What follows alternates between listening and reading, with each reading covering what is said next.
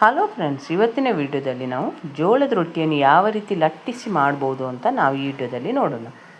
ಇಲ್ಲಿ 3 ಕಪ್ ಹಿಟ್ಟಿಗೆ, ಜೋಳದ ಹಿಟ್ಟಿಗೆ ನಾನೊಂದು 2.5 ಕಪ್ಪಷ್ಟು ನೀರನ್ನು ಇಲ್ಲಿ ಹಾಕ್ಕೊತಿದ್ದೇನೆ.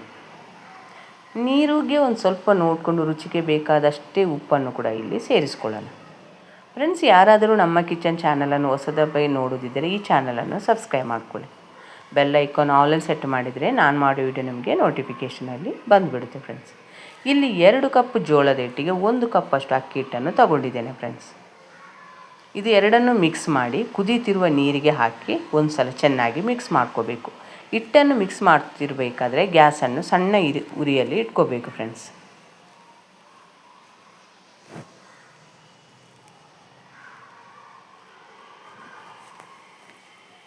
ಈಗ ಹಿಟ್ಟನ್ನು ಹಾಕ್ಕೊಂಡ್ಮೇಲೆ ಗ್ಯಾಸನ್ನು ಸಣ್ಣ ಉರಿಯಲ್ಲಿಟ್ಟು ಒಂದು ಸಲ ಎಲ್ಲವನ್ನು ಚೆನ್ನಾಗಿ ಮಿಕ್ಸ್ ಮಾಡ್ಕೋಬೇಕು. ಫ್ರೆಂಡ್ಸ್, ನೀರೇನಾದರೂ ಇಲ್ಲಿ ನಿಮಗೆ ಕಡಿಮೆ ಅನಿಸಿದರೆ ಏನೂ ತೊಂದರೆ ಇಲ್ಲ. ಫ್ರೆಂಡ್ಸ್, ಆಮೇಲೆ ಹಿಟ್ಟನ್ನು ನಾದಬೇಕಂದ್ರೆ ನಾವು ಒಂದು ಸ್ವಲ್ಪ ತಣ್ಣೀರನ್ನು ಹಾಕ್ಕೊಳ್ಬೇಕಂದ್ರೆ ನಾದ್ಕೋಬೋದು.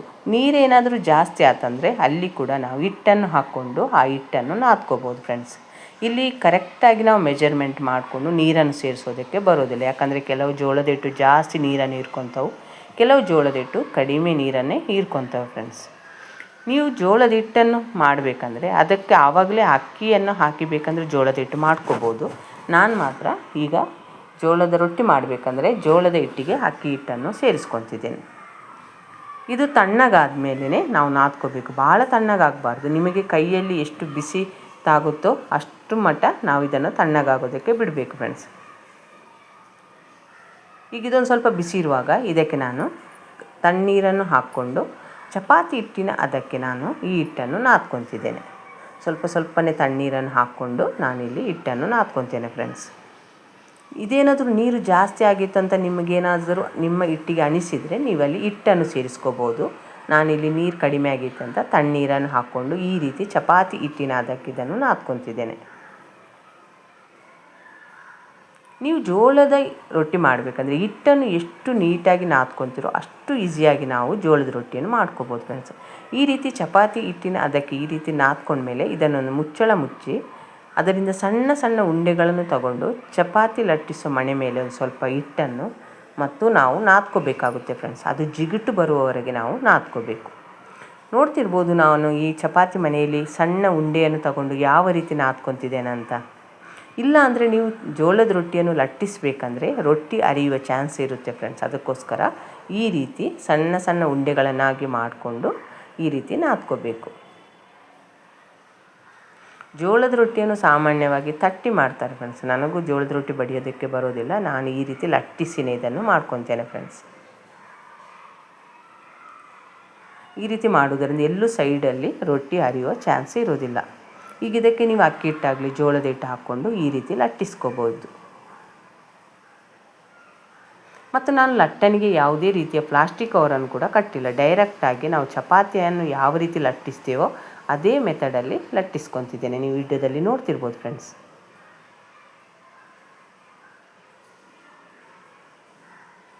ಯಾವಾಗಲೂ ಬರೀ ಚಪಾತಿ ಮಾಡೋದಕ್ಕಿಂತ ಒಂದೊಂದು ಸಲ ಈ ರೀತಿಯೂ ನೀವು ಜೋಳದ ರೊಟ್ಟಿನೂ ಮಾಡ್ಕೊಂಡು ತಿನ್ನೋದು ಆರೋಗ್ಯಕ್ಕೆ ತುಂಬ ಒಳ್ಳೆಯದು. ಫ್ರೆಂಡ್ಸ್,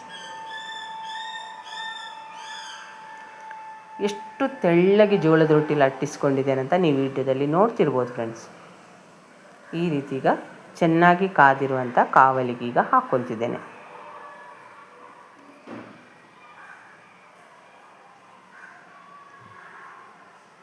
ಈಗೊಂದು ಕಾಟನ್ ಬಟ್ಟೆಯಲ್ಲಿ ಒಂದು ಸ್ವಲ್ಪ ನೀರಿನ ಪಸೆನ್ ತಗೊಂಡು ರೊಟ್ಟಿ ಮೇಲೆ ಒಂದು ಸ್ವಲ್ಪನೇ ಹತ್ಕೋಬೇಕು. ಫ್ರೆಂಡ್ಸ್, ಮತ್ತು ನಾವು ಲಟ್ಟಿಸಿ ಮಾಡಿದ ರೊಟ್ಟಿನೂ ಚೆನ್ನಾಗಿ ಉಬ್ಬಿ ಬರುತ್ತೆ. ಫ್ರೆಂಡ್ಸ್, ನೀವು ವಿಡಿಯೋದಲ್ಲಿ ನಾನು ನಿಮಗೆ ತೋರಿಸ್ತೇನೆ ಯಾವ ರೀತಿ ರೊಟ್ಟಿ ಉಬ್ಬಿ ಬರುತ್ತೆ ಅಂತ. ಈ ಅಕ್ಕಿ ಹಿಟ್ಟನ್ನು ಜೋಳದ ರೊಟ್ಟಿ ಜೋಳ ಹಿಟ್ಟಿಗೆ ಹಾಕುವುದರಿಂದ ಅದೊಂದು ಸ್ವಲ್ಪ ಬೈಂಡಿಂಗ್ ಆಗಿ ಕೆಲಸ ಮಾಡುತ್ತೆ. ಫ್ರೆಂಡ್ಸ್, ಅದಕ್ಕೋಸ್ಕರ ಜೋಳದ ರೊಟ್ಟಿನ ಲಟ್ಟಿಸಬೇಕಂದ್ರೆ ಜೋಳದ ರೊಟ್ಟಿ ಹಿಟ್ಟಿಗೆ ಒಂದು ಸ್ವಲ್ಪ ಅಕ್ಕಿ ಹಿಟ್ಟನ್ನು ನಾವು ಸೇರಿಸ್ಕೋಬೇಕು.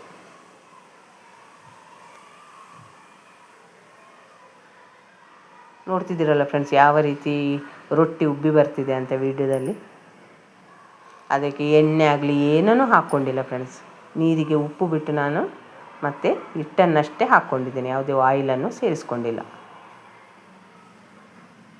ಆದರೆ ನಾವು ಹಿಟ್ಟನ್ನು ಮಾತ್ರ ಚೆನ್ನಾಗಿ ನಾದ್ಕೋಬೇಕು. ಫ್ರೆಂಡ್ಸ್,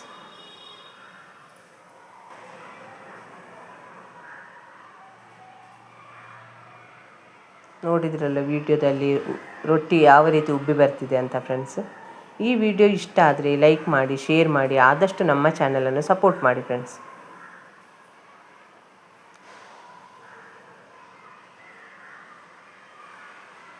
ಈ ವಿಡಿಯೋವನ್ನು ನೀವು ನೋಡಿದ್ದಕ್ಕೆ ನಿಮಗೆ ತುಂಬ ಧನ್ಯವಾದಗಳು ಫ್ರೆಂಡ್ಸ್.